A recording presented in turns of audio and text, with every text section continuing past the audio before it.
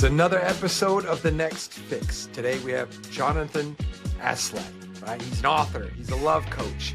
He is a bounce back beast, if you will. I'm filling in some blanks here on the latter title there. But I believe that I'm correct, right, Jonathan? So as I had mentioned, we hit the ground running. We want to know, my audience wants to know, when did the shit hit the fan for you, brother? You've shared like a tiny little tidbit, man, but I want to know more. I want to know, what did it look like for you when you started realizing you had to turn some stuff around in your life? Yeah. So my story begins roughly 20 years ago in 2005. I just, turned 40. I was going through a divorce, or my then wife and I decided to split up. And within 30 days of splitting up, I lost my high-end corporate job. And then the market crash of 2008 wiped me out financially. So within a couple years, I completely lost my home, my professional identity, and my security was all gone in a short period of time. And while I was in the midst of despair, my drug of choice was two. One was cocaine and drinking a little bit. Most of the cocaine was just more self-medication. It was like, I wasn't doing bingers or anything like that. It was just enough to get through the day versus using pharmaceutical drugs to get through the day. I was using cocaine. But the other drug... I love the way, hold on, I'm sorry that I'm kind of stepping all over you there, but like, man, I love the way that you packaged that, right? It's peculiar. And because it seems like you had made a choice, right? You were like, probably thinking like, what, ephedrine and caffeine, but you're like, I don't know, this stuff seems to work. And you kind of just went with the Miami Vice version. I went to my doctor and I said I had depression, and they gave me, I think it was Lexapro or something like that. And within 3 weeks, I wanted to commit suicide, like it was like the pharmaceutical drugs had an adverse effect on me. But I will say that for a couple years, I used to go to bed wishing I didn't wake up. The emotional pain, and at that time, the divorce was a bit contentious. I didn't have a job.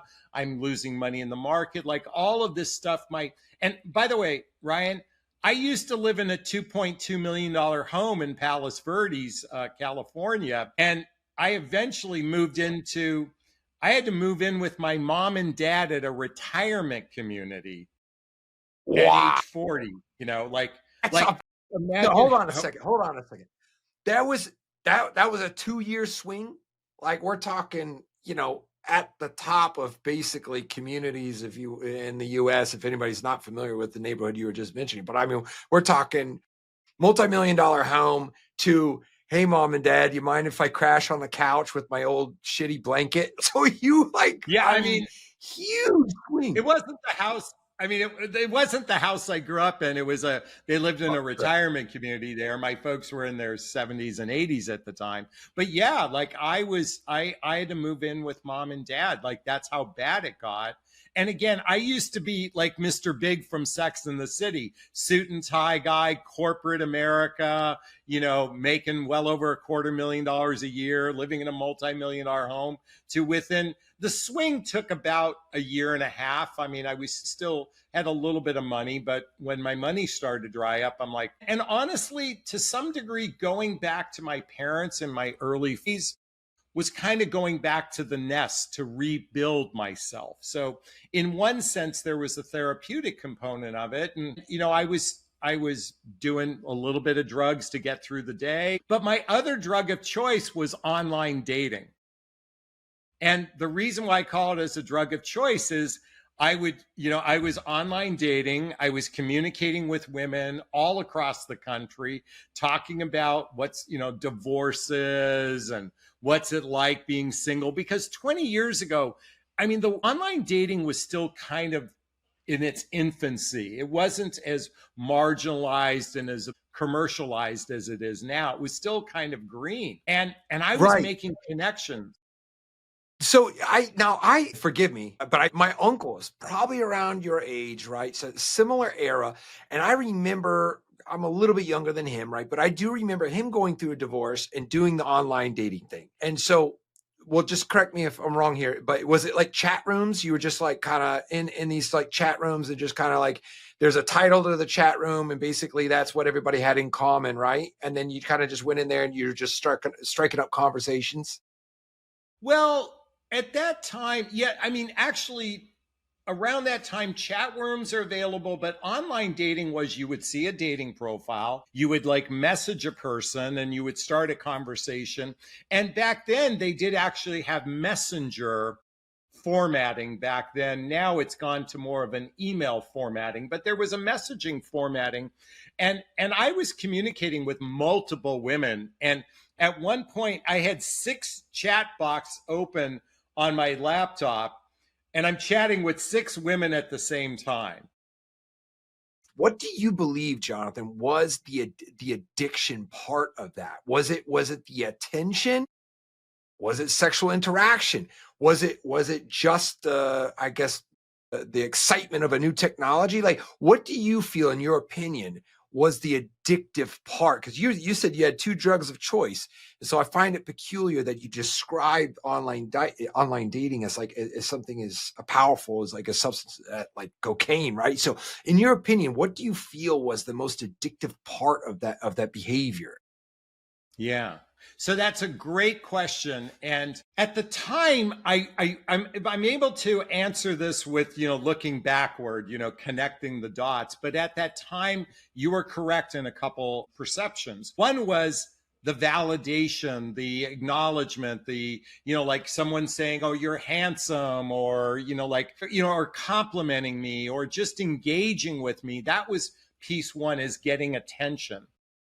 But what was also happening is I was having really in-depth conversations with women about we would talk about our divorces, we talked about children, and the addiction. But the reason why I call it an addiction was I was bonding with another person through my trauma. My trauma was what was fueling these interactions. Hearing someone else share about their experiences, and then I could vent or just unload to someone else, and they were receptive and they were listening, and we were sharing our mutual experiences. It became rather addictive. And what I mean to say, it actually became a form of therapy in a way, to vent and complain. And that was the addictive part, was to be able to vent and complain Ah, with another person who was at least empathetic.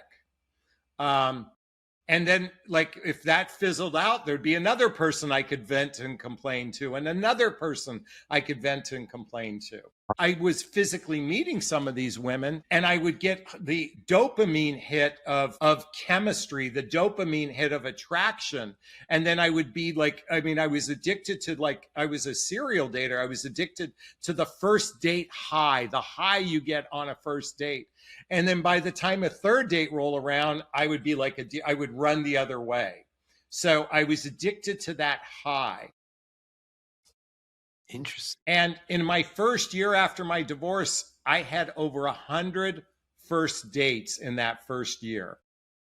100 first dates. Like I was going Yeah. one after another after another. Right. And so the goal wasn't to even like I don't know, to get laid or to get off, or like the goal wasn't like to really even like harness these women in any other. It was as simple as the rush of meeting somebody for the first time, going out into that first date scenario, which is, butterflies and all those. There's a lot of really positive things, but you wanted to just copy and paste that same experience over and over again. Yeah, at the time, I didn't understand dopamine. I didn't understand chemistry. I didn't understand the chemical cocktail that happens when you interact with a person. I didn't study the physiology and the human behavior. I just found myself going, I want more of that, because I was in such an emotional, depressive place in my life that this new high of meeting someone new and connecting with them was a rush. It was an absolute rush. Yeah. Now, just to go back to the cocaine thing, man. I mean, we're talking to a lot of people that use a lot of substances. From what I'm picking up here, from my own, from listening to how you were describing these two things, cocaine wasn't doing a damn thing close to the high that you were getting from these first dates. Am I right? Like you weren't getting high off the coke. You're just kind of like a pick me up. And then meanwhile, these first dates with all of these, women were like, that's what you were like really chasing. Am I right? That was the dragon you were chasing. Yeah, the cocaine was just like I was only doing a gram a day, which really in the scheme of things isn't a lot. Like I wasn't blowing through 8 balls and ounces, and doing bingers. I just did a little bump every hour, just like someone smokes a cigarette kind of thing. Like that was about the effect of what I did. It was just like a little bump to, like to pick me up a little bit. But the real pick me up was the online dating. And it was an absolute drug to connect with women. I mean, certainly there was the physical components, but I also shared, I was communicating with lots of women each night. I mean, I would sometimes have 1, 2, 3, 4, 5, 6, 7. I once had an 8-hour conversation with someone. I remember it started at 8 at night and we didn't finish till 4 in the morning. And what was interesting, Ryan, was that some of the women I'm speaking all across the country, I never met them. We just developed friendships. I had at any one time, I had 6 women I was communicating with, developing friendships. And then suddenly one of them asked me, hey, Jonathan, would you look at my dating profile and give me the man's perspective on it? So I was like, sure, I don't like this picture. I think you should reword this, do this, do this, do this. And then they take my advice. And then about a month later, I'd get a phone call from that same woman. She goes, hey, Jonathan, I've got a date with this guy. Would you look at his dating profile and tell me what you think from the male perspective? And then Ryan, I was just speaking from the gut. Like, what did my gut tell me? Now, keep in mind, the audience I'm speaking to, divorced, and usually with children. So I'm divorced. I'm familiar with alimony, child support, visitation rights, family court, the emotional effects of what goes on during divorce. So I understood the male psyche of the divorce demographic. And so when these women would ask for me my perspective, I just had this sixth sense of just giving insight that was like the FBI have profilers for serial killers. I could profile serial daters, serial monogamists, nice guys, bad boys, and the right guy for the woman. And so I had this knack, and I'm like, all of a sudden, I'm just offering advice all the time. Improve your profile, do this. This is what it is. This is what. And then they would start dating the guy, and I'd get like, I was like the chick. I'd get the blow by blow of what was going on. And I could just tell them, like I had this intuitive sense to give advice about relationships. And lo and behold, my addiction started to fuel my now profession as a dating and relationship coach. And I find it so peculiar because when you had mentioned the cocaine and you said that, you were just very lightly, by the way, you were mentioning that you used the cocaine as a coping mechanism and as kind of like a pick me up and all this type of a thing. But you also mentioned that it meant nothing compared to your purpose. Like you're kind of using cocaine lightly, and then you're kind of using these chat rooms, and then there's all these dopamine hits from being involved in these chat rooms and these connections, things like that. But now what you have just shed a lot of light on was you have figured out your gift, right? And then you're applying it, right? Which you can have a gift and do nothing with it, but then there's no purpose in that, right? Yeah. So you figured out your gift and you're applying it, right? Hence purpose, right? So the leverage, I'm imagining that's the leverage you use to get out of this rock bottom, living at your parents' house and all that type of thing. Is that what you use to catapult yourself into or out of that rock bottom state? So you nailed it. And what's interesting is that prior to moving in with my parents, when I was actually living at the beach. Actually, I was living at the beach. I'd close the curtains and I'd curl up in a ball because that's how much pain I was in. But I was still addicted to dating. So I briefly dated a woman who was a very successful Tony Robbins type, internet marketer, motivational speaker, had websites, had a blog, all this stuff back in 2007, 2008.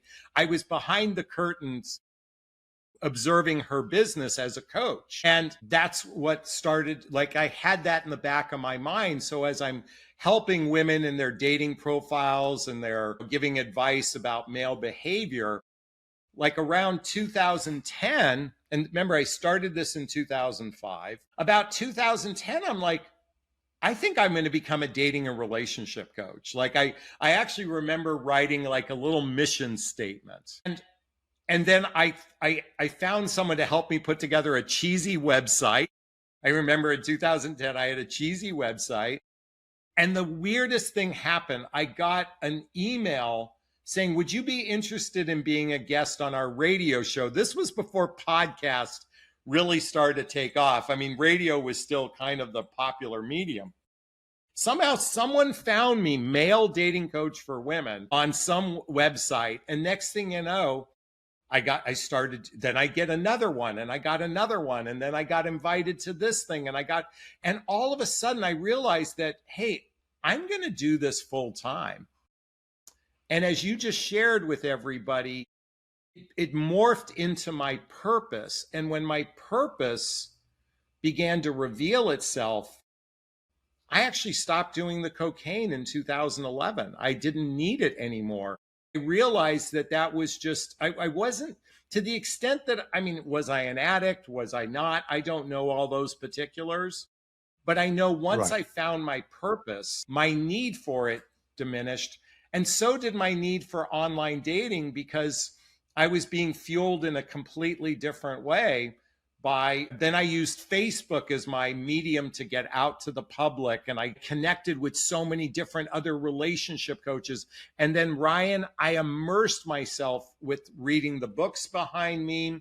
I went to workshops to study human behavior. I did the Hoffman process. I did Insight. I just consumed so much in the area of personal development, self-help, to not only just improve myself, but to be a better coach. Yeah, and that's a glorious thing, by the way. I believe that there's typically a key element missing from a person's life, and hence why they still use. And so if you're able to figure out whatever that is, I would say, in my own opinion, people may disagree, that connection is typically the missing piece. However, I've also noticed that purpose a lot of times can be as equally as powerful. I would say even for myself, because in my personal journey, I didn't really get a lot of traction in recovery until I started finding myself making progress towards something productive, like a purpose, right? It wasn't necessarily the connection element, although it is for many people. But what I'm hearing from you is that it just dwarfed the cocaine use or the short dopamine hits. And so what am I referencing? Yes, is the purpose that you had discovered for yourself. And what an amazing journey that it kind of developed that way, so organically, to get the call for the radio show, and then you do well, right? So they call you back, you go on another one. I mean, it's an absolute beautiful set of dominoes that had fell for you. Yeah. So, with that being said, right, like my first question that comes to mind, are you still single? I mean, what happened? Did you? Yes. Okay. So I'll go through this part of the story. Around 2011, the January of 2011, I connected with a woman who was a doctor. She was a therapist. She actually was marriage and family therapist, and she had YouTube videos, and we were connected through some mutual friends, and then we met through a dating site, and this was January of 2011. I'll be candid with you, I was still doing cocaine then, but when I met her and we kind of hit it off, I'm like, okay, if she ever catches you doing this thing is over, right? So, and you can certainly taste it on someone's tongue. So I went cold turkey at that point. And I went through a little bit of withdrawals. And boy, was that first month for me, the first month was the hardest. I mean, because I'm like, okay, I had my purpose. I mean, by the way, I was still a fledgling dating coach. I wasn't really making any money. I'm living with mom and dad. Okay. But I'm like, right off the bat, if, hey, this woman is a real high value woman, or whatever you want to call that, I'm like, you don't want to blow this. So I stopped the cocaine. But more importantly, I had to tell this woman I'm living with my mom and dad. I mean, talk Right. about fear. And what was interesting was it was on our second date. I went to her house. We were going to go out, but we ended up just having cocktails at her place. And we're just sitting there chatting. And by the way, she's a therapist, so she knows how to get you to open up. And at one point in the middle of the conversation, she said, "Do you live with your parents?" Dude, I was like white as a ghost because I want to be in integrity, but I don't want to tell her my truth. And I said, "Yes, I live with my parents." Now I figured, and I thought this is done, right? But she agreed to see me a few nights later. We were going to go to the movies, and we saw each other a few nights later. And then a few nights later, we actually had a mutual networking thing to go to. So we went together. And then pretty soon we're in a relationship. And I'm like, I stopped doing the cocaine. She knows I live with mom and dad. I have a fledgling business, but she accepted me. And we went on to have, now I'll be candid with you, we had a 6-year on again, off again relationship. Part of it was I was still being a train wreck, emotionally speaking. And so and that was about the time I started to do therapy. I started to do personal development. I did self-help work. Being with her for the time we were together, I was getting a PhD in human behavior because I started to have clients and I'd say, "Hey, can I run this client by you?" And I literally had a therapist every day in my life for again, on again, off for 6 years. But I started to build emotional scaffolding for my own traumas and wounding, but I was also getting a PhD, literally, in the sense of understanding human behavior, because I had this therapist to talk to every day. Well, Jonathan, let me ask you real quick, man. Now, you've been very candid about the cocaine. Didn't seem like it was too much of an addiction. Even you said it was like a drug of choice. However, in that 6 years of off and on again, was your addiction to those other first dates and maybe that dating scene, was that the monkey wrench in the 6 years, or was that the reason that maybe it was on and off again? Were you still kind of addicted to that first date? Is that what it was that kept it? No, that wasn't it. I mean, ultimately we were misaligned, but okay, and that's a great question because I didn't feel like I could take care of myself. Like I'm still living with mom and dad. I'm just starting this business. I'm making a few bucks, but I wasn't solid on my own until about 2014 when I moved out. She and I broke up, and then I moved out of my parents' house because I started to make some money as a dating coach at this point. I started to make some decent money where I can move out. And I actually moved out to an ocean view place at the beach. So I was doing okay. But the reason why it was on again, off again, partially because I wasn't ready to fully commit. And by the way, she knew I was a mess. She accepted me. I didn't hide anything from her. In fact, if anything, she could figure me out real fast. But when we broke up the first time, I wasn't addicted to dating. I was actually being more discerning. And it was interesting, Ryan, because the fact that you point this out was I started to really understand human behavior and dating in a whole new way. And I realized that we human beings date usually for the dopamine rush. And then we hope we're compatible. I started to figure out that compatibility is the way you have to start dating, and then hope for the chemistry, but to focus on compatibility. So for those next few years that she and I were on again, off again, I was really focused more on understanding compatibility because, most people date with the dopamine and they want entertainment, romance, and physical connection. That's the way most people date. They don't date based on compatibility. So I started to refine my work when I went back in the dating marketplace. Right. Right. So, well, interesting development, but where's the punchline? Okay, so it was on and off again 6 years. Where is she now? What? You didn't answer my question. Are you single now? How's that look? Okay. What does it look like? So that relationship officially ended in 2017. We did a very conscious uncoupling. In fact, there's a book called Conscious Uncoupling, and our story is in the book. The woman who wrote the book is a dear friend of ours. And she and I have remained friendly to each other because we run in the same circles. Okay. To the extent that I call her my friend, I actually look at her as a big sister, because what ended up happening a year after our ending, I lost my 19-year-old son to an accident. And in my grief, I felt like I had a choice. I could grieve with suffering or I could grieve with love. And during the next 9 months, I poured myself into writing a book, which I have right here, called What the Heck is Self-Love Anyway? And it's where I began the journey of understanding that I think I chose relationship as a way to, I need someone to love me so I could feel good about myself. And so for the next few years, I really began a journey of trying to really focus on loving myself. And I barely dated. I mean, I dated a little bit here and a little bit there.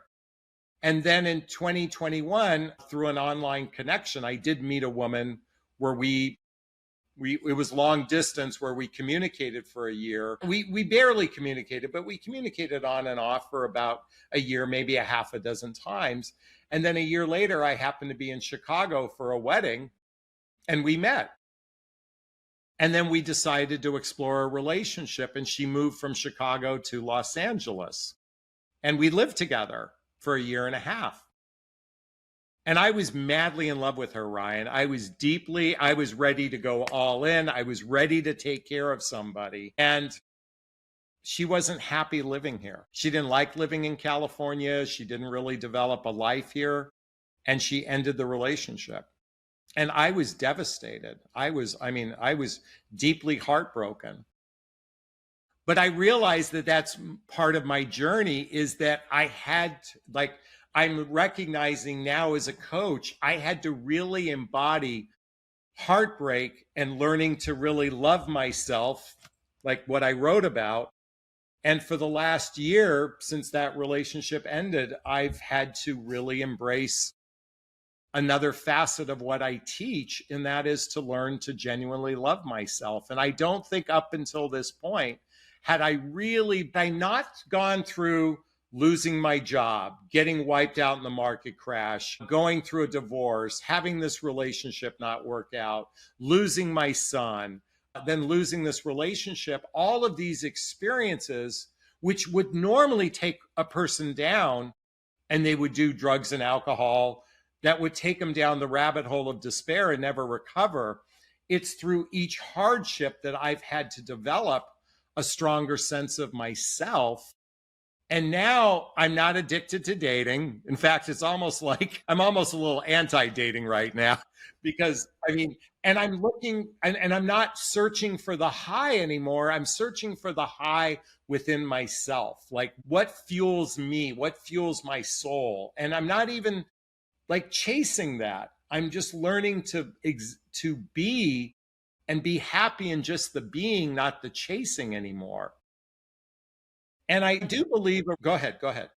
So the lack of chasing, I think, is important, because it has to be, what I found is that when you achieve something like a true relationship or sobriety, heavy hitters in our lives, right? Very, very tough things to achieve for a lot of people. It has to be almost simultaneous. If you are violently pursuing a partner, very rarely does it come at that point, right? And again, also for sobriety and recovery, relinquishing the control, right? Like becoming aware that you're not the center of the universe, and there is a power greater than yourself. This is something said a lot and in many, many recovery circles. But it's also, I think, applicable for almost everything, right? So when you're really pushing so hard, like against the current, or you're actively chasing something, it's very hard to catch. There has to be a level of just letting the control loose a little bit in order for you to let it happen, to kind of let it come to you. And I think that that's such an advantageous way for yourself. If your true desire, or if your end goal, or your the end state of your life is to have that partner that actively pursuing and hunting for them all of the time, isn't always the best case or course of action. I mean, but you're the professional. You tell me, is that you're pointing out a very important facet of this, because on one sense, when I was in that 20 years ago, a lot of it was the dopamine hit of getting validation, getting attention, doing the trauma bonding, but also sex. Like biologically, I was a very horny guy chasing sex oftentimes. So when women hear men say, men love the chase, men love the hunt, it's not like we're running around going, I'm hunting a relationship. It's not like we're hunting sex, And so what's interesting is my sex, even though I have a high libido, and I'm in my 60s, by the way, I'm not chasing sex anymore. So the hard part I'm adjusting to now is, it was easy when you chase sex because you would see a photograph. Oh, I'm attracted to her. I'll chase her, not knowing if I'd even want a relationship with her. Now, I mean, it's like I'm not motivated by sex anymore. It's almost ruined my drive now. So now it's got to be based on something more than just sex. It has to be based on a real connection.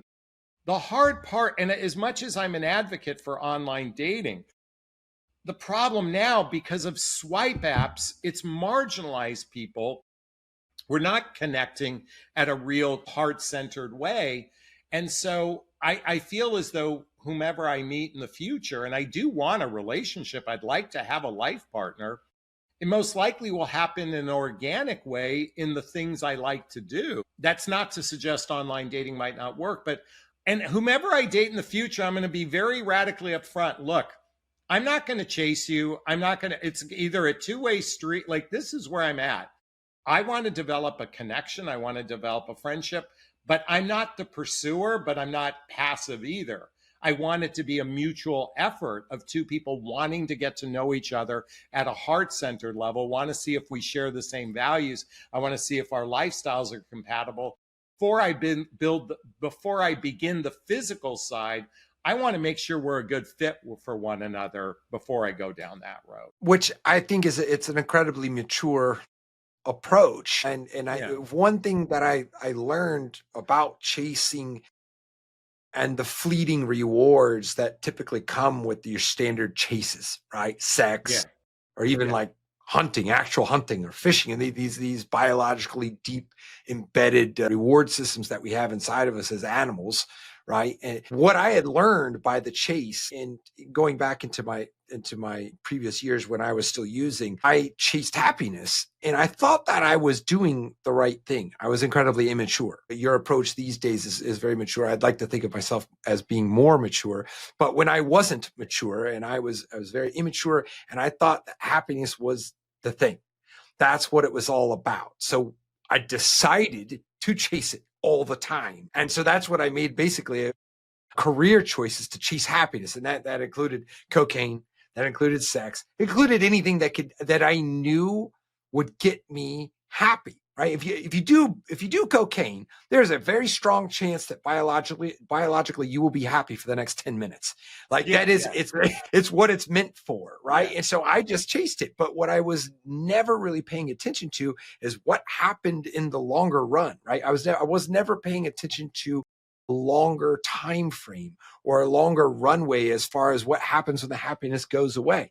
And again, going back to those things that I was chasing, it was drugs, sex, thrills, snowboarding, which, radical sports, things like that. Anything that I thought could give me happiness, right? What I was foregoing was the consideration of how long I could be happy for. right? And so I think that it's a very key marker of somebody that's either mature or not mature, right? And especially in the dating scene, people they're just going out banging each other, right? They're on the swipe apps, right? It's a very immature thing, although it's natural. It's a Yeah. natural thing, Yeah. but Yeah. it's Yeah. very immature, and it's not meant for the long run. Am I right there? No, it's interesting because when I think of the word maturity, I think of the word self-control, and more importantly, an evolution to that self-control is I'm not fueled by the chase for sex. I'm not fueled by the dopamine hit. I don't even chase happiness. I just focus on contentment. I focus on kind of being in a neutral place because rather than searching for the high highs, you're going to get the corresponding low lows. So I try to operate in a place of contentment. At least that's the way I'm observing it. And so in relationship, I'm like, look, I do want a life partner. I'd like to have someone to share my life with, but I'm going to be very upfront. Look, I want to develop a connection with you. So I want to do it differently. I don't like, because the traditional dating narrative has this expectation that men are supposed to hunt and chase or court. We're supposed to court. But how can we court someone we don't know yet? How can we court someone other than we have the physical drive to want to be sexual with them, but we have no idea that their relationship, they're the right person for us? So I'm going to be very upfront. Look, right in the beginning, can we just spend time getting to know each other without the expectation, the masculine expectation that I'm driving the bus? Can we drive the bus, take turns driving the bus as we get to know one another to see if we're a fit for one another? That's the way I'm approaching it today. Now, 99 out of 100 women still have a traditional expectation to be courted in some way, because that's their programming. But I'm not looking, I'm looking for someone that can go beyond the programming and say, hey, it's a totally fucked up right now in the dating marketplace. It is such dysfunctionality. I want to break the dysfunction and say, look, can we do this as grown-ups? Now, obviously there has to be mutual attraction. I mean, you have to go, God, I'd like to jump her bones and she has to want to jump my bones. But if that's how we feel, let's forego that and see if we're a right fit for one another. That's the way I'm approaching it going forward. Now, okay, now you've given me your opinion on your own personal approach, but I want to know your professional opinion here. You're talking to somebody, maybe listening here. They're 40 years old. They're still doing a bit of cocaine. They're living with their parents. What do you recommend somebody in that boat does? Maybe not just pulling it or plucking it from your own history, but like, what would you say to somebody that's still kind of messing around with substances to get by and cope? And maybe they're in a lull or they're in a bit of a rock bottom. What do you say to somebody like that? So first off, thank you for asking that question. And first, I would say to them, I understand how you feel. I mean, I want you to know I've been there. I've been in an emotional state where I needed something to get me through the day. I would first invite them to look at, do your actions affect anyone else? Do your actions affect anyone else? And sadly, my actions affected my two children. In other words, I was an absentee father, and I'm not very happy about that. But when I look back, my actions affected two people that I cared for deeply. So I would say, ask yourself, how are your actions affecting other people? And take a real deep look at that. And if there's anything you can do to remedy that, that would be my first encouragement. As far as the actual use of it, I understand the need. And ultimately, I would just say, where in your life don't you feel like you have purpose and where don't you have connections? I would invite them to look at those two places in their life and seek out how they can improve upon those two areas. And you're the one who pointed out the differential, because I think you're right. Connections with others and purpose, which I kind of emphasized in the beginning of my chat, I think are the two most important areas, as well as our own physical well-being. I mean, honestly, there is By the way, I have a heart condition because of the amount. I might die at a younger age than what my parents did because of the abuse I did to my body. So there's another component that I didn't address, and that's the physical abuse to my body by doing, I mean, I didn't say it was that heavy, once a gram a day, but over a long enough period of time, that really affected me. Just like Right. smoking can affect you. And I hope I've been working on actually improving my heart condition because of it. But that's what I would invite someone to do. Understanding that, look, I get where you're at, but I would look at those three areas and I say, how can we find a way to help you in those three areas?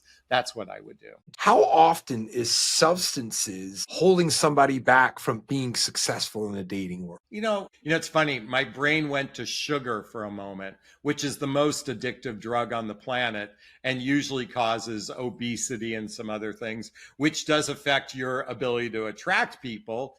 Like that was where my brain went first was, Right. But there's a lot of truth in that. There's a lot of truth there. I think our physical appearance, it's difficult because one, as we age, we deteriorate, and two, we start to lose our shape, and that directly affects our ability, especially since most everybody dates with younger eyes. I don't care who you are, if you're a 50-year-old man or woman, you're still looking with 30-year-old eyes, like everybody wants. And a woman does the same thing too, because women aren't necessarily attracted to men their own age. So I think that's the biggest challenge is we date with younger eyes. Okay. And how substance abuse, whether it's alcohol, can affect our looks, cocaine affects our looks, sugar affects our looks, all of that affects our looks. So from that vantage point, addiction, or at least substances, can affect you in your dating life. But more importantly, it means you're relying on something else to get through the day. And then what will end up happening is temporarily a relationship might fill that void, just like online dating temporarily filled that void for me, but it will collapse at some point. And remember I said earlier, you can do whatever you want to yourself, but if you cause harm to another person, that's in my book is the no-no. If you enter into the dating realm with a problem, and then that's going to directly affect somebody else's life. And this is where taking personal responsibility of do no harm to others would be the advice I'd invite everyone to lean into. Yeah, that's huge. And that's also self-care, self-love, right? Yeah, That's exactly the name of the game. And if you're not doing that for yourself, and if you're executing on self-love poorly, then you're just going to pour into somebody else's cup with that shitty self-love. You're going to start loving other people shitty, which happens. We know that happens, right? People do that, right? People can be toxic for other people. Is that, well, I want to know, like, how are you operating these days? Do people reach out to you? Are you working one-on-one with people? How does it look these days? Or how are you helping people to kind of get the show on the road? Yeah, so I would say going back throughout my business, I used Facebook initially to get my leads, and then I had a mailing list, and I do summits. And then in 2020, I began heavily promoting my YouTube channel. And during COVID, by the way, YouTube was like the bomb if you were, during COVID, because people were stuck at home. And my YouTube channel grew to over 200,000 subscribers, which in the YouTube universe is a big deal. Actually, to reach 100,000 subscribers in the YouTube universe is a big, gigantic deal. And because of YouTube, I monetize it through advertising. It's a lead generation source. It's a way to get my message across. And I'm very grateful that I built a pretty good sized following. YouTube, so YouTube is my primary part of my business. And then I get referrals for coaching through my YouTube channel. I also do some affiliate marketing, and I book sales and that sort of thing. And I have a membership. And so most of what I do now is I talk about male and I talk about human pair bonding. I talk about the differences between men and women, mostly to a midlife category. And I say midlife is after baby making years and before retirement. So my audience are between the ages of 42, 69. That's the demographic I speak to, about relationships, about dating, about the differences between men and women. So and I talk a lot about self-love and personal development too. I forgot to mention that. Right. Clearly, right. Because you've been peppering that in like the whole time, which is beautiful. I love it. I love those little nuggets. Right. So if people wanted to know more, where should they go first? Is it the YouTube channel and just kind of like get an earful there? Yeah, I mean, you can go to my YouTube channel. It's my name, Jonathan Aslay, listed here. I don't know if you'll post a link there or not, but they can go to my YouTube channel and then follow me. And if my messaging resonates with you, there's a link to schedule a discovery call. There's a link to my website. You can email me. My message is mostly geared to is centered around personal. It's about personal responsibility, self-awareness, personal development, self-help, spiritual work, therapy. I mean, my personal empowerment is my big, gigantic message, because even though I talk about, I use the dating conversation because it triggers most of our shit. Dating and relationships trigger our shit like nobody's business. So, I'm here to talk about personal empowerment through the dating conversation. I love it, man. And like you had pointed out, I am going to have everything in black and white for everybody to see and get a hold of you. But Jonathan, I really appreciate your time. I appreciate your insight and your candidness, your transparency and sharing with us. And again, thank you for the nuggets. Guys, this has been another episode of The Next Six. We'll see you on the next one.